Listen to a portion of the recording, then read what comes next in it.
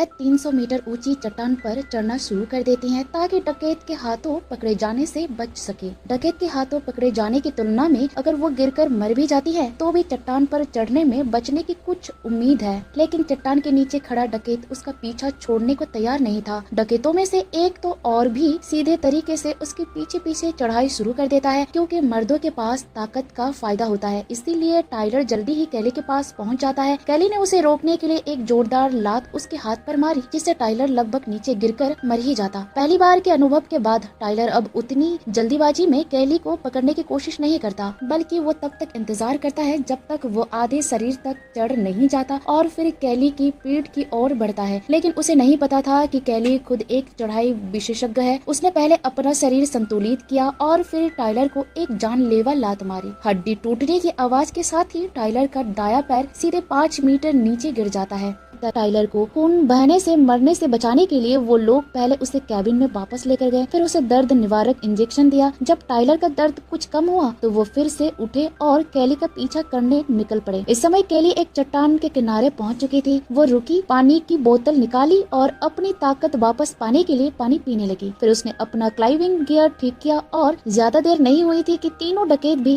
चढ़ाई का सामान लेकर उसी चट्टान पर पहुंच गए। कैली को ऊपर ऊपर चढ़ता देख भी क्याउसू ने कहा, ये लगभग सीधा खड़ी चट्टान है, यहाँ कोई सेफ्टी रूप नहीं है, नीचे आना नामुमकिन है। इसीलिए कैली को मजबूरी में ऊपर चढ़ना ही पड़ा। सुरक्षा के लिहाज से यही बेहतर था। फिर डकैतों ने तय किया कि वो पहाड़ का चक्कर काटेंगे और ऊपर जाकर कैली के गिरने का इंतजार करेंगे। कैली, जो सालों से चढ़ाई का अनुभव रखती थी, बिना किसी सुरक्षा के धीरे धीरे पहाड़ के पिछले हिस्से तक पहुंच गई। उसे लगा कि जैसे ही वो ऊपर पहुंचेंगी वो डकैतों से बच जाएगी। लेकिन जैसे ही वो आगे बढ़ने वाली थी, उसके सामने जहरीली ढालियां आ गई। कैली डर के मारे सहम गई। ढालियां वहाँ से हटने वाले नहीं लग रही थी। कैली ने 3 घंटे तक इंतजार किया, फिर ढालियां चट्टान में समा गई और दूर गिर गई।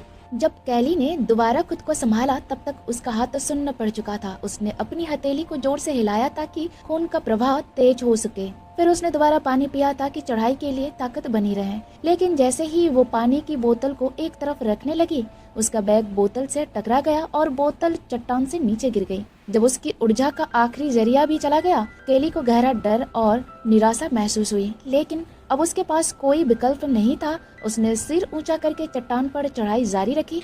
ज्यादा देर नहीं बीती थी कि उसने खुद को एक और मुश्किल में पाया। सामने एक सीधी और चिकनी चट्टान थी जहां हाथ लगाने की कोई जगह नहीं थी। तभी उसकी नजर सामने लगे एक रस्से पर पड़ी। वह रस्सा शायद पहले किसी माउंट गाइड द्वारा लगाया गया था। कैली ने सोचा वो इस रस्से के सहारे चट्टान के दूसरी तरफ जा सकती है, लेकिन रस्सी छोटा था, वो उसे पकड़ नहीं पा रही थी। फिर कैली को एक उपाय सूझा। उसने अपना बैग दांतों से पकड़ा और उसमें एक पतली तार निकाली। तार को जोर लगाकर निकालने के बाद उसने उससे रस्से को खींच लिया। फिर उसने धीरे धीरे रस्से को अपनी तरफ खींचा। जैसे ही रस्सा करीब आया, उसने एक मजबूत लोहे का हुक निकाला और उसे रस्से में फंसा दिया। 1000 मीटर ऊंची चट्टान पर जरा सा भी गलती जानलेवा साबित हो सकती थी। पहली बार में गलती से वो गिर गई, लेकिन कई कोशिशों के बाद आखिरकार उसने रस्से को पकड़ ही लिया। जैसे जैसे रस्सा उसके करीब आया, आखिरकार कैली ने रस्से को मजबूती से पकड़ लिया। उसने चट्टान पर 2000 मीटर की ऊंचाई पर खुद को लटकाया और धीरे धीरे इधर उधर हिलना शुरू किया ताकि वो सामने चट्टान से निकल सके। लगभग 1 महीने के लंबे संघर्ष के बाद वो आखिरकार चट्टान से निकली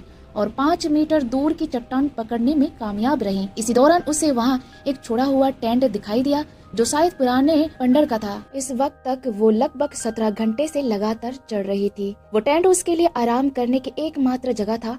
कैली बिना देर किए टेंट तक पहुंच गई और थोड़ा आराम किया, लेकिन उसी समय तीनों गद्दार भी पहाड़ के दूसरी तरफ से छोटे रास्ते से चढ़कर पहाड़ के बीच तक पहुंच चुके थे। वो ठीक कैली के ऊपर थे। भले ही उन्होंने कैली को नहीं देखा, लेकिन दूरी देखकर उन्होंने अंदाजा हो गया कि कैली नीचे कहीं छिपी है। कैली पूरी तरह टूट चुकी थी। उसके लिए चट्टान से नीचे उतरना लगभग नामुमकिन था। ऊपर तीनों गद्दार खड़े थे।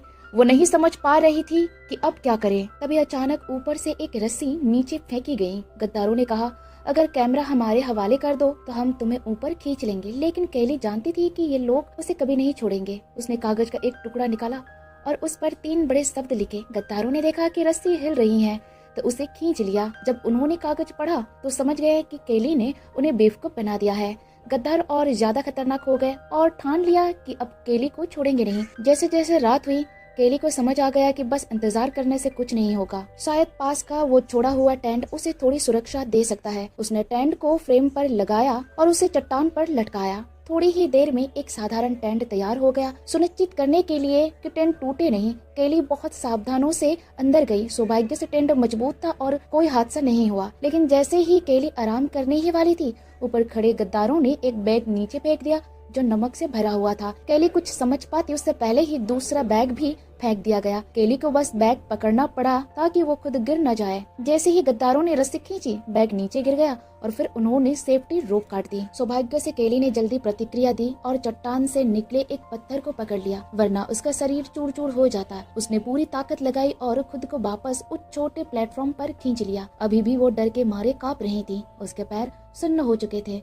थोड़ी देर बाद वो टेंट में गई और आराम करने की कोशिश की। उसे लगा शायद अब तीनों गद्दार उसे मारने का इरादा छोड़ देंगे, लेकिन अभी वो आधी नींद में ही थी कि अचानक एक छुरा उसके टेंट को चिढ़ता हुआ अंदर घुसा। वो गद्दार जो नीचे गिरकर केली को ढूंढ रहा था, उसने केली के बाल पकड़ लिए और उसे टेंट के किनारे लटका दिया। केली ने तुरंत चाकू निकाला जो उसने पहले से तैयार रखा था और बाहर खड़े गद्दार को चाकू से मारा, लेकिन अचानक गद्दार टेंट से खींचकर बाहर गिर गया। सौभाग्य से केली ने उसके कपड़े पकड़ लिए ताकि खुद गिरने से बच सके। गद्दार जोर जोर से चिल्लाया और अपने साथियों से रस्सी खींचने को कहा। ऊपर खड़े दो गद्दारों ने रस्सी खींचने शुरू कर दी थी, लेकिन जैसे ही गद्दार ऊपर चट्टान पर खींचे गए, उनमें से एक ने केली के बाल भी पकड़ लिए। केली के पास कोई चारा नहीं था, उसने अपने बाल काट दिए। सौभाग्य से वो बस टेंट पकड़कर बच गई, लेकिन टेंट पर भी गद्दारों का वजन पड़ रहा था। धीरे धीरे टेंट खींचने लगा। जब केली किसी तरह प्लेटफॉर्म पर पहुंची, टेंट नीचे गिर गया। तीनों गद्दार कई बार कोशिश कर चुके थे, लेकिन असफल रहे।